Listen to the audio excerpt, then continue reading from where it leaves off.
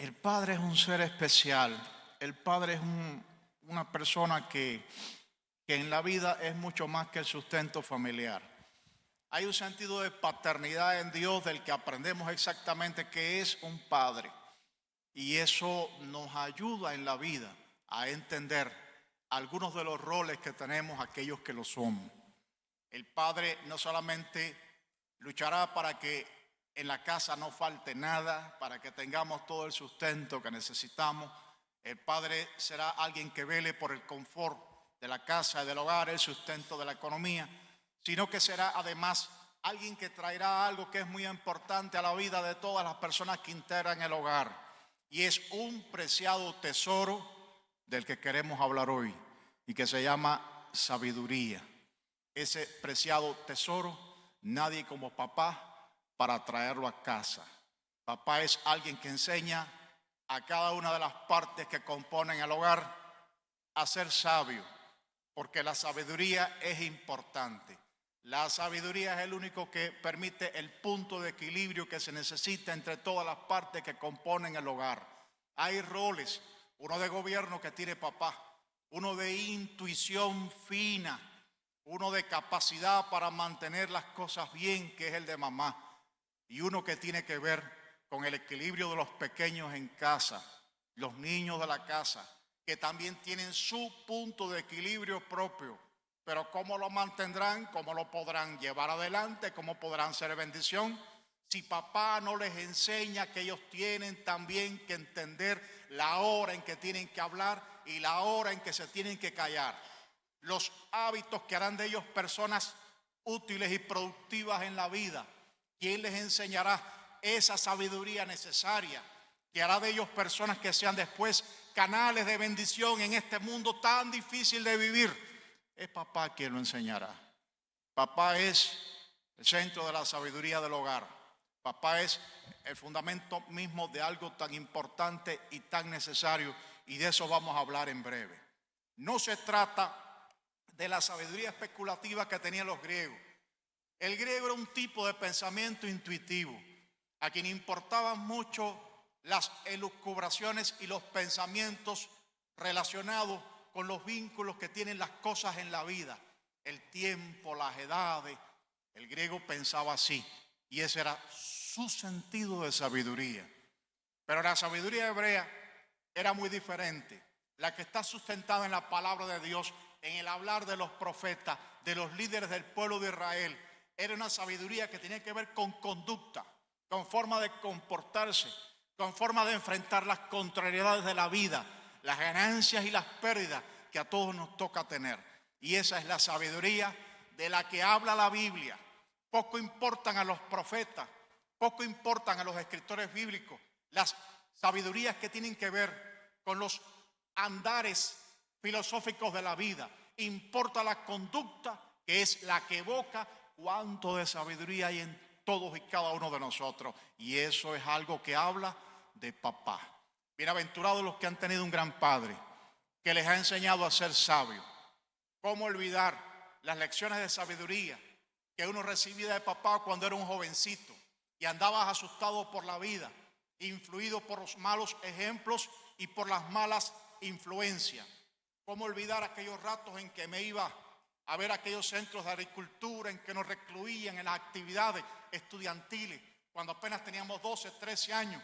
Y yo me quejaba, nadie quiere trabajar y yo tampoco voy a trabajar entonces acá. Y él me decía, a usted no le importa en la vida lo que los demás hagan, usted cumpla, usted trabaje y usted cumpla y no se ponga a estar mirando lo que estén haciendo los demás. Tenía 12 años, han pasado más de 45 años y todavía lo recuerdo porque me ha sido como un patrón de vida que me ha ahorrado muchos problemas y me encumbró por rumbo de sabiduría. No lo aprendemos en la escuela, no lo aprendemos en los documentales de la televisión, no lo aprendemos, ni siquiera en algunos de los libros que leemos. Es papá quien trae esa sabiduría a la casa y quien te enseña con su modelo de vida, su conducta, su pensamiento, a andar por los caminos, por donde es sabio, andar en la vida. Porque las personas sabias se evitan muchos problemas, hermano. El 90% de los problemas que tiene la gente puede decirse que ha sido por falta de sabiduría. Casi todos los litigios en que las personas entran y muchas de las pérdidas grandes que tienen que ver con falta de sabiduría. Por eso es grande tener un padre que nos inculque en el hogar la sabiduría necesaria para andar por la vida, porque vivir es muy difícil, hermano. Nada es más difícil que vivir. Tratar de entenderte con la gente, qué cosa tan difícil es entenderte con la gente, manejar los malos entendidos, lograr ser aceptado, qué difícil es. ¿Hace falta sabiduría? Sí, hace falta sabiduría. Esta de la que habla la palabra de Dios. Y qué responsabilidad de papá llevar a nuestros hijos en el hogar, y llevar a nuestros cónyuges, y llevar a nuestros seres queridos. Sobre todo si usted está en esa edad en la que tal vez un poco estoy yo y algunos de los que veo por acá, en que usted es padre de sus hijos y también se vuelve padre de sus padres, y al final cuando tratas con las demás personas y te das cuenta cuánto necesitan, llegas a sentirte como que tú eres el padre de todo el mundo. ¿Le ha pasado, sí o no? De pronto he sido el padre de todo el mundo que me rodea, además del padre de mis propios padres. Es una edad de la vida en la que más que nunca usted aprende el valor de la sabiduría que a usted le enseñaron para poder andar con eficacia por la vida. ¿Cómo adquirir sabiduría? Porque es bueno saber que existe, pero ¿cómo adquirirla? ¿Cómo hacer para tenerla y poderla transmitir? La sabiduría, qué don tan preciado, qué cosa tan hermosa, ¿cómo la podemos nosotros tener? Bueno, ella puede venir como un don. Ella puede venir como un don. Hay personas que tienen don de sabiduría. Son ese tipo de personas que a veces usted nos ve que estamos en reuniones, particularmente en las complejas reuniones de ministros, en que a veces uno tiene que estar y en que todo el mundo está diciendo una cosa diferente, ¿verdad, pastora? Y usted no le ve por dónde puede aquello resolverse, y de pronto alguien da un criterio, un punto de vista, ¿verdad, pastor? Da de pronto una salida y usted dice, qué sabio fue lo que dijo. Ahí se manifestó la sabiduría. Tuvimos un superintendente en Cuba, reverendo Layo Caballero González, que era el hombre carismático, el hombre de los dones, en los momentos más críticos de la historia del movimiento pentecostal cubano. Fue superintendente entre 1961 y 1979, años en extremos críticos. La obra estaba suspendida por un hilo, los pastores eran detenidos, el instituto bíblico fue clausurado, perdimos 70 iglesias. El Concilio Bautista de Cuba sufrió el arresto de sus 50 más importantes pastores. Se perdió la clínica bautista, se decomisaron todas las clínicas católicas, expulsaron del país 300 sacerdotes. Fueron los momentos más críticos de la historia de la iglesia cubana, y ese anciano era el superintendente. Eran momentos en que para tomar una decisión había que tomarla en el Señor y había que hacerlo con sabiduría. Y se nos creaban problemas grandes y saltaba el profeta, daba una palabra y se creaban unos enredos tan grandes. Y me cuentan los pastores ancianos que se paraba Olayo Caballero y decía, muy bien, ya los oímos a todos, ahora todos de rodillas hasta que Dios dé, óigalo bien, la palabra de sabiduría. Ahora todos de rodillas hasta que Dios dé la palabra de sabiduría. Y muchas veces nos cuentan los pastores Diego Perna, Martín Oliva, Hugo Vidal, muchas veces iban de rodillas a las 5 de la tarde y Dios daba la palabra de sabiduría al día siguiente a las 10 de la mañana. No habían dormido, no se habían acostado, habían pasado la noche entera en vigilia esperando a que Dios hablara y diera la palabra de sabiduría. Y Dios hablaba, porque Dios habla cuando hay un corazón dispuesto para oírle. Cuando usted se quebranta en su presencia y quiere escucharle, Dios habla. Siempre habla. Me habla especialmente en situaciones y contextos de presiones. Sé lo que quiere, a dónde va. Dios habla. Y cuando Dios habla, ¿habló quién? Habló la más grande fuente de sabiduría que pueda existir.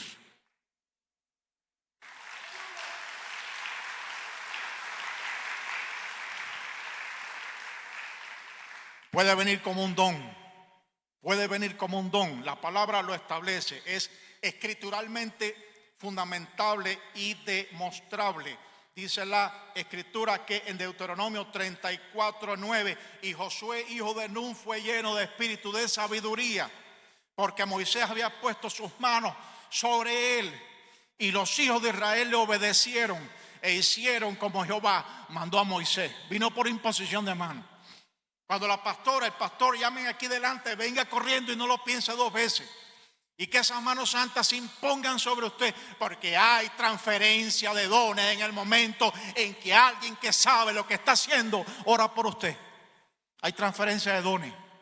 Igual que cuando hay personas dañadas, endemoniadas, pueden haber transferencia de enfermedades. Cuando los pastores y líderes ponen sus manos sobre usted, hay transferencia de dones. Y puede ser que usted se levante ese día y regrese a la casa sintiendo que de pronto usted es una persona que tiene sabidurías que antes no tenía. Puede venir como un don. Es bíblicamente demostrable. Dice la palabra en 1 de Reyes, capítulo 4, versículo 29, que vino como un don sobre Salomón. Él estaba en Gabaón, dormía cuando Dios se le apareció en sueño e hizo la oración más inclusiva que se le puede hacer a una persona: pídeme lo que quieras. Imagina usted que Dios le diga a usted esta mañana: pídeme lo que quieras, y que usted se quede pensando qué se le puede pedir a Dios en la hora en que Él me dice que le pida lo que quiera. Y Salomón tuvo un acierto como hombre alguno en la tierra ha tenido. Él le dijo a Dios: ¿cómo gobernaré un pueblo tan grande? ¿Cómo entraré y saldré? ¿Cómo haré para poder gobernar una nación como esta, tan formidable? Donde David extendió, mi padre extendió la frontera, la llevó tan lejos. El pueblo del pacto, el pueblo de la promesa, el pueblo de la escritura, el pueblo que será el asentamiento de la llegada del Mesías, la única nación de la tierra a cuyos patriarcas Dios dijo: serán bendición hasta lo último de la tierra, llenarán la tierra, alcanzarán en bendición hasta lo... ¿Cómo yo guiaré un pueblo como ese? Sabiduría, Señor. Lo único que pido es sabiduría. Y el corazón de Dios se alegró tanto. Dijo: ¿qué petición tan especial ha hecho? ¿Qué cosa tan grande ha pedido? Le dio más importancia no al oro y a la plata, no a la vida de sus enemigos. Pidió sabiduría. Y Dios se lo dijo: por cuanto pediste para ti sabiduría, y no riqueza, y no prosperidades económicas, y no cosas de esa naturaleza, te será concedida no solo la sabiduría, sino todo aquello que no pediste. Porque al hombre que le agrada, Dios añade sabiduría, riqueza, gloria y honra. Porque cuando usted agrada a Dios, Dios le da mucho más abundantemente de lo que pedimos y entendemos por su sola voluntad. Agrade a Dios. Agrade a Dios. Y te va a dar mucho más de lo que le pediste esta mañana. Te va a dar mucho más de lo que en tu corazón puede estar. Porque lo agradaste, y cuando un hombre y una mujer agradan a Dios, Dios da mucho más de lo que en nuestros sueños y en nuestros pensamientos pueda estar. Y viene como don. Y viene como don. Josué tenía un don de sabiduría. Salomón tenía un don de sabiduría. Y es hermoso estudiar la vida de estos dos hombres y la influencia que tuvo, la sabiduría que Dios les dio en la vida siguiente de su pueblo. Es hermoso ver tales historias. Pero la sabiduría no solamente puede venir como un don, también puede provocarse. Puede provocarse. Salmo capítulo 90, versículo 12, dice allí la palabra de Dios: enséñanos de tal modo a contar nuestros días que traigamos al corazón sabiduría. Usted puede traerlo. Cuando usted cuenta sus días, cuando usted calcula su vida, lo que Dios le ha dado, lo que ha perdido, y usted cuenta su vida delante de Dios, y usted sabe agradecer a Dios por lo que le dio, y no es de esos que ante la prueba olvidan el favor y la gracia de Dios. Usted está provocando sabiduría en su vida. La sabiduría puede provocarse, puede despertarse, puede incitarse. Y hay un texto que usted conoce mejor que yo acerca de cómo provocar sabiduría, que tiene que ver con la colocación del fundamento de la sabiduría y que está en Proverbios capítulo 1, versículo 7, donde están esas palabras archiconocidas por usted, que dice: el principio de la sabiduría es el temor de Jehová. Si usted teme a Dios, usted tiene el fundamento mismo de la sabiduría. Si usted teme a Dios, si usted se guarda en santidad, si usted es capaz todos los días de respetar su grande nombre, leer su palabra y vivir para Él, usted tiene el fundamento mismo de la sabiduría sobre el que se levanta todo el edificio de tu vida bendita. Se puede provocar. Las personas que temen a Dios son personas que, aunque no sepan leer y escribir, son sabias porque tienen el fundamento de la sabiduría. Conozco gente analfabeta que es gente sabia porque tienen el fundamento de la sabiduría. Y conozco personas ilustradas. La historia misma, de hecho, ha conocido gente que manejaban 4 idiomas, que como Goebbels era doctor en filología, ingeniero agrícola, que como Mengele tenía doctorados en medicina, y pasaron a la historia como grandes asesinos en serie, porque carecían de algo que es más importante en la vida que toda la información que podemos colocar dentro de nuestras cabezas, que es la sabiduría. Empieza con el temor a Dios. No hagas las cosas que sabes que a Dios no le agradan por temor a Dios. Y habrás sido sabio y se está levantando en tu vida un edificio importante, que es el edificio de la sabiduría. Puede ser que no lo tengas como don, pero puedes provocarlo. Provoca en tu vida, provoca en ti una vida sabia. Provoca en tu familia una vida sabia. Enseña a los hijos a ser sabios. A los jóvenes de la casa, a los hijitos del hogar, padre, enséñales a ser sabios. No haga esas cosas por un problema de temor a Dios. Y siempre le enseñamos a los jóvenes en nuestras iglesias que las cosas malas no se hacen, no porque nosotros presumamos de tener estilos de vida superiores, sino porque la santidad es mi protección. La santidad nos protege en la vida. A los jóvenes hay que enseñárselo. Tu santidad no es una expresión de arrogante superioridad respecto a la gente. Si pierdes la santidad, perdiste tu protección. Y cuando perdemos la protección de Dios, hermano, lo hemos perdido todo. Y los hijos son importantes en el hogar. Si los hijitos están bien, todo está bien. Pero si nuestros hijitos caen en la droga, si nuestros hijitos caen en la delincuencia, si nuestros hijitos pervierten su modo de vivir y de andar, todo está perdido en el hogar, por grande que sean nuestros éxitos. Por eso al joven hay que enseñarle, el padre debe enseñarle: tu santidad es tu protección, tu santidad es tu seguridad en la vida. Sé santo para ser una persona segura. La sabiduría construye un edificio que es seguro frente a los golpes y los avatares de la vida. Sed santos, dice la Escritura. Sed santo, y eso es sabio, porque la persona santa tiene el fundamento mismo de la sabiduría, que es el temor a Dios. Los cristianos no pecamos de la forma desorganizada en que lo hace el mundo, porque tenemos un principio de sabiduría. Tememos a Dios y Dios nos guarda. Gloria a su nombre. Pero la sabiduría además se puede pedir. No solo se puede provocar, también se puede pedir. Y es importante que usted la pida. Santiago 1:5 dice allí la palabra de nuestro Dios: si alguno tiene falta de sabiduría, pídala a Dios, el cual da a todos abundantemente y sin reproche, y le será dada. Te repito la última parte, la repites conmigo, ¿te atreves? Y le será dada.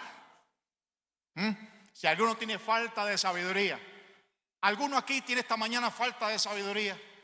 Muchas veces yo la necesité, porque de ella carecí y tuve que pedírsela a Dios, porque, hermano, qué difícil, diga qué difícil es entenderse con la gente. Qué difícil es entenderse con la gente, sobre todo con los cubanos. Con los mexicanos es más fácil entenderse, comercial. Pero, hermano, en general, qué difícil es entenderse con la gente. Qué difícil es sortear los malos entendidos. Qué difícil es que el patrón entienda que te equivocaste y no lo hiciste con mala intención. Qué difícil es que los que ven en ti una mirada distraída no interpreten un desprecio a la persona. Qué difícil es que en la ausencia de un saludo que provocó en ti un pensamiento lejos, estabas en otro lugar. Qué difícil es que no entienda, persona, que tú les estás haciendo un desprecio a su presencia. Qué difícil es entenderse con la gente. No hay nada más difícil en este mundo. Y para lograrlo, necesitamos una cosa. ¿Cómo se llama? Dígalo usted. Sabiduría. Sabiduría. Hace muchos años hago esa oración. No hay una semana que no la haga. Señor, dame sabiduría para entenderme con la gente. Aún dentro de la iglesia, aún entre líderes, aún entre ministros, qué trabajo cuesta a veces entendernos unos con los otros. Y hay que estarle pidiendo a Dios, Señor, dame sabiduría para entenderme con mis hermanos, que tienen el mismo espíritu que yo, que se parecen más a mí que muchos miembros de mi familia. Tienen el mismo espíritu, porque yo no sé si tú sabes que el mismo espíritu que está en ti está en mí. Por eso Dios te despierta a veces a las 3 de la mañana preocupado por tu hermano, y me despierta a mí a veces de madrugada y veo de pronto la imagen de una persona y tengo de pronto una visión relacionada con aquel o con él. Es que el espíritu que está en ti está en mí. El espíritu, a pesar de eso, qué difícil es entenderlo. Por eso la sabiduría es un tipo de oración de la que usted no puede desentenderse. Esa oración hay que hacerla. Esa oración hay que hacerla. Y hay que hacerla con frecuencia. Y tiene papá que hacerla en el hogar todos los días. Antes de salir de casa, danos a todos sabiduría para entendernos con tantas personas con las que tenemos que hablar. Danos sabiduría. Y dice Santiago, ese predicador que es áspero. Uno le cuesta trabajo leer Santiago. Le costaba más trabajo a Lutero que a nosotros, ¿verdad, pastor? Lutero llegó a desentenderse. No quería ver Santiago en la Biblia. Y es que es una epístola de mucha fuerza, hincapié en las obras y de un tono muy áspero. Sobre todo porque cuando usted empieza a leer Santiago, usted viene de Hebreo, que hace la lectura anual ordenada que todo buen cristiano hace. ¿Cuántos leen la Biblia por lo menos una vez en el año? Levante su mano. Hay que hacerlo, hay que hacerlo. Dígale que está a su lado, tienes que leer la Biblia por lo menos una vez al año. Y si usted tiene esa disciplina que uno tiene, entonces usted llega a Santiago después de leer Hebreo. Hebreo tiene el lenguaje más culto de todo el Nuevo Testamento después de Lucas. Tiene el griego más refinado. Tiene la expresión más ordenada. Da gusto leer Hebreo. No debe haberle escrito Pablo, porque Pablo hacía elipsis muy grande y se abría en el pensamiento. Muchos creen que fue Apolo, varón poderoso en la palabra. Es una belleza. Y es una ternura y una candidez leer Hebreo. Llegas a Santiago, tocas con Santiago. Oh, ricos aullad, dice Santiago. Ricos de este mundo, ¿de qué les valdrá? La lengua. Empieza a hablar de la lengua y ya usted sabe lo que dice de la lengua. Es un pequeño miembro. ¿Qué clase de incendio hace la lengua? Usted siente que le están dando una paliza desde que empieza Santiago hasta que se termina, Sin embargo, hay dos puntos muy altos en Santiago que a mí me tocan tan profundo. Uno es, me llega a quebrantar. Uno es cuando de pronto dice, el Señor Jesús es muy misericordioso y compasivo. Hablando del sufrimiento, dice, y sabemos que el Señor Jesús es muy misericordioso y compasivo. Ese es el punto más alto también de la epístola.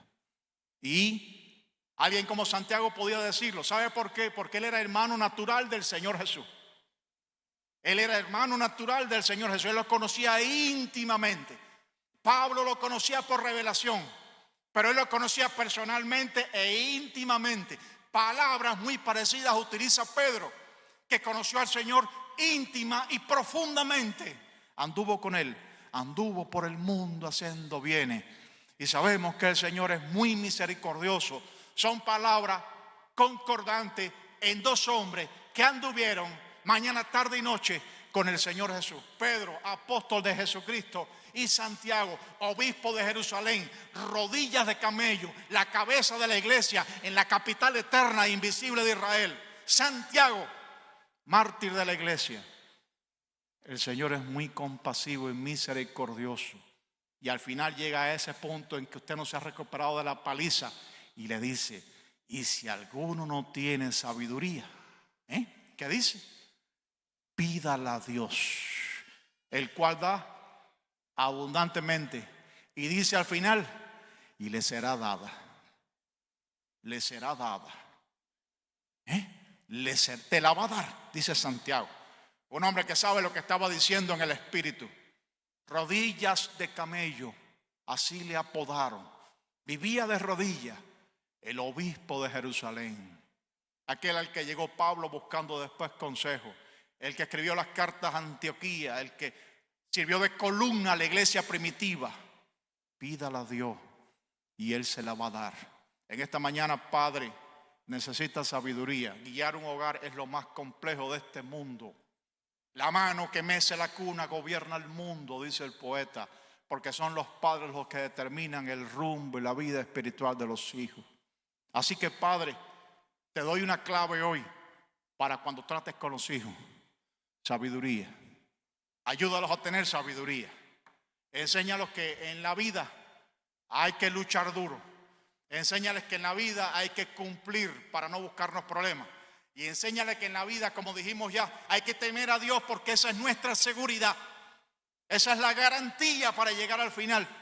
El temor a Dios no es mi presunción, es mi protección. Y se lo tienes que enseñar a esos muchachos.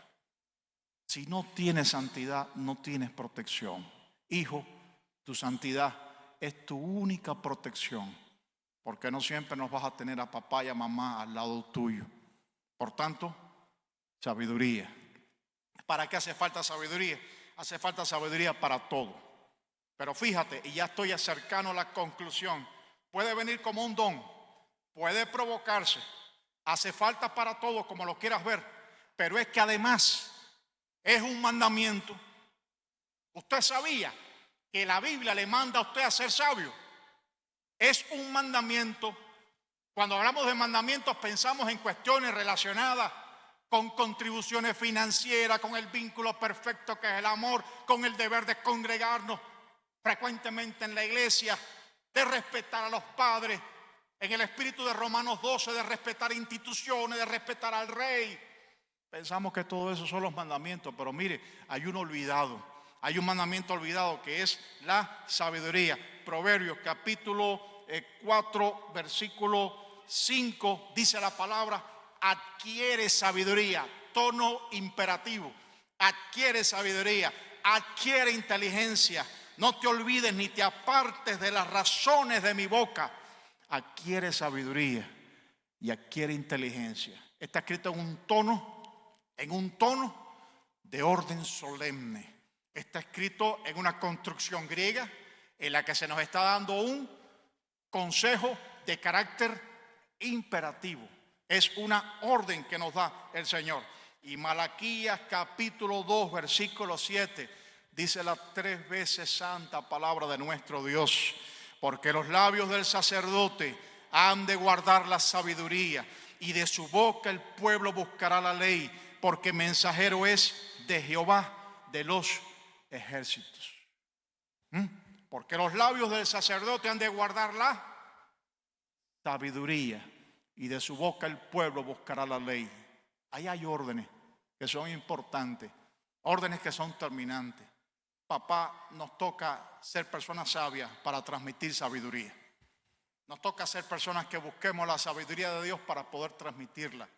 Y con nuestra sabiduría personal, perdone la redundancia, con nuestra sabiduría, ser a los hijos un ejemplo que les inspire. Porque las personas sabias son una inspiración. ¿Sí o no? Cuando usted ve una persona sabia, usted se siente inspirado. Un anciano sabio. Las personas más sabias que conocí fueron personas de oración. No he conocido una sola persona de oración que sea bruta o rústica. Han sido personas sabias. Les superaba con creces en cualquier área del conocimiento. No tenían ni siquiera vencido un nivel escolar. Pero qué sabios eran. Y cuando me llamaban y me daban un buen consejo, tenía que oírlo. Me enriquecían. Hoy yo les recuerdo con inspiración. Son inspiración a mi vida. Nombres como los de Librado Hernández, Manuel Babel, Hugo Vidal, son personas tan sabias en su ancianidad. Muchos de ellos, repito, no tenían vencido un avanzado nivel escolar, pero qué sabios eran y fueron como padres para mí. Cuando las personas tenemos mentores, tutores, gente sabia cerca, nos sentimos inspirados a ser sabios. Y siempre cuando trato este tema, concluyo porque me viene siempre al recuerdo esa hermosa historia que narraba un sacerdote muy célebre en mi país en la década del 50. Se llamaba Jaime de Aldea Seca. Está en su libro Mientras el mundo gira. Creo que queda un ejemplar de uso en línea, no abunda esa publicación. Y yo la tengo de hace muchos años y él cuenta la historia de un profesor de Chile que en una oportunidad puso a sus estudiantes una ocurrente tarea de redacción. Aquel maestro se llamaba Maurice Pons y le dijo una vez a los estudiantes: siéntense para hacer una composición redactada. Y esta debe de ser bajo el título ¿Cuál es para ustedes el hombre más grande del mundo? Una composición que responda al título ¿Cuál es para ustedes el hombre más grande del mundo? Comenzaron enseguida las manitas a levantarse. Maestro, ¿puede ser de historia? Sí, puede ser de historia. Profesor, preguntó otro por allá, ¿Juana de Arco era un hombre? No, Juana de Arco no era un hombre. Y en medio de todo aquel alborozo de preguntas por acá y preguntas por allá, el maestro Pons advirtió que se le acercaba lentamente el pequeño niño Benoit Trébol. Son hechos reales. Benoit Trébol se le acercó hasta la mesa y le preguntó bajito: maestro, ¿podría poner a mi papá? El maestro lo miró asombrado un rato. Era lo que menos él podía esperar. Cuenta el profesor Pons que de pronto él vio delante de sí la imagen del padre del pequeño Benoit Trébol. El ingeniero Trébol, un hombre insignificante en la comunidad que todos los días pasaba rutinariamente con su paraguas por delante de la escuela, rumbo a su fábrica. Tan insignificante, tan cotidiano. Benoit, ¿y tú crees que tu papá es el hombre más grande del mundo? El niño asintió con la cabeza. Sí, maestro. Bueno, pues haga la composición y cuidado con la ortografía. Se fue el niñito contento al banco, todos redactaron su composición y le pusieron encima de la mesa al maestro después las 40 composiciones. La recogió el profesor Pons, se fue para su casa y rápido cuando llegó empezó a revolver papeles buscando la composición del pequeño Benoit Trébol. Delante de él desfilaron una galería de celebridades, composiciones de Napoleón Bonaparte, de Julio César, Alejandro Magno, Aristóteles, Demócrito, hasta que de pronto delante de los ojos del maestro salta a la vista la pequeña composición del niño Benoit Trébol. Él la tomó y con presteza se sentó a leer. La composición estaba redactada en los siguientes términos: el hombre que yo admiro más en el mundo es mi papá. Todo el mundo lo conoce en el pueblo y cuando me saca a pasear los domingos todo el mundo lo saluda. Papá es muy cuidadoso y me lleva siempre de la mano para que no me pase nada. Es muy valiente también y no le importa nada la oscuridad. Es tan fuerte que puede subir las escaleras llevándome cargado. Y sabe de todo. Atiende las flores del jardín. Arregló el otro día la cocina de alcohol que se había roto. Y me hace el almuerzo todos los días antes de irse al trabajo. Me remienda mi ropa desde que mamá murió. No es famoso porque no le gusta salir en los periódicos como los otros. Pero yo sé que es el hombre más bueno del mundo y el más grande también. Al día siguiente, la composición del pequeño Benoit Trébol tenía la calificación más alta de toda la clase. Aunque el protagonista de la composición quedó en secreto entre el profesor Maurice Pong y el pequeño Benoit Trébol. ¿Qué nos enseña una historia así? Qué importante es la imagen que dejemos en nuestros hijos y el modo en que les inspiremos. Qué importante es que ellos sientan que la persona más grande del mundo, por encima de toda la larga estela de celebridades que ellos pueden conocer, es su padre. Qué bueno para ellos es saberlo. Y qué bueno es para ti, papá, que estás aquí en esta mañana, saber que para esos pequeños que están en tu hogar, tú eres la persona más grande del mundo. En una época como esta, en que todo nos dice que no valemos nada, que no servimos, ante una crisis de valores tan grande como aquellos en los que nos movemos, qué hermoso es saber que para alguien eres la persona más grande del mundo.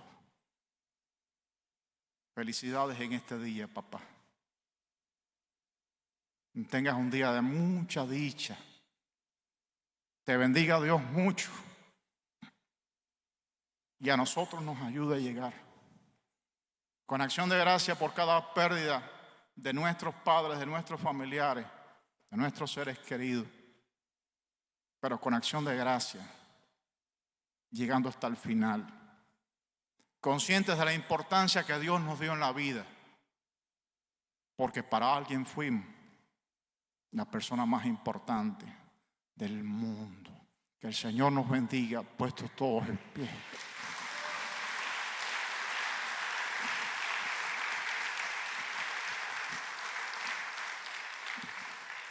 Padre bueno, gracias te damos por este día.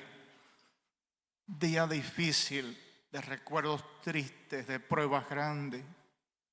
Día en que sostienes tu gracia a cada padre que está hoy en este lugar. Atravesando valle de lágrimas, ellos lo cambian en fuente. Puedo sentir el corazón también de tantas esposas que tuvieron privaciones, de tantos hijos que perdieron temprano a sus padres y han tenido que andar por la vida de tu mano. Y nada les ha faltado, porque hasta hoy llegaron. Gracias, Padre, por amarnos tanto. Gracias por ser nuestro amigo. Y gracias por poderte llamar como a ninguno otro en esta vida, Padre nuestro, como nos enseñó el Señor Jesús cuando oró. Padre nuestro que estás en el cielo, nuestro Padre sabe que tenéis necesidad de estas cosas. Jesús nos enseñó a llamarte Padre y esta mañana podemos hacerlo. Bendecimos tu nombre, Padre de toda creación. Bendecimos tu nombre por ser nuestro sustento diario y nuestro abrigo. Bendecimos tu nombre por tenernos congregados en este lugar, mientras tantas personas quizás no pueden hacerlo, en hospitales, en cárceles, o porque perecieron ya. Nosotros estamos acá compartiendo las glorias del reino y nos alegramos en ti, Padre nuestro. Bendigo a cada hermano, a cada hermana, cada hogar aquí representado. Y sobre cada uno de ellos tu gloria esté hoy. Que pasen un día muy feliz, lleno de dicha y lleno de gloria. En el nombre de Jesús. así les bendigo y te doy las gracias. ¿Hay alguien en este lugar que nunca ha recibido a Cristo como Salvador personal? Alguien que nunca ha dicho: Señor, yo te recibo en mi vida, para vida o para muerte. Donde mi Señor el Rey esté, allí estará su siervo. Como dijo Itai Geteo, ¿hay alguien en esta mañana que nunca haya recibido a Cristo como Salvador personal? Levante su mano. Gloria al Señor. Si por temor escénico no lo hace, mientras la iglesia ora, cuando llegues a la casa, recuerde inclinar tu cabeza y decirle: Señor, perdona mis culpas, perdona mis deudas, cancelo todo pacto con el mundo de las tinieblas y me vuelvo a ti de todo corazón. Hazme uno más en tu pueblo y permíteme ser contado como uno de tus hijos en casa. En el nombre de Jesús te lo pido y te doy las gracias. A todos mis amados hermanos, muchas felicidades. Que el Señor me los bendiga ricamente y les colme en esta mañana de las más grandes bendiciones. Por Cristo Jesús. Amén. Amén.